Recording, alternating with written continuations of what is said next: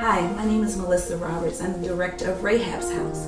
Rahab's House houses homeless mothers and children on their journey to wholeness. We help them with their mind, body, and spirit. We have the opportunity to help mothers and their children to grow in an environment where love is the primary concern. These women will enter a 6-month program where they are required to attend mental health counseling as well as life and survival skills coaching. How can you help? Well, we are taking donations, both monetary donations and gently used clothes and gently used toys.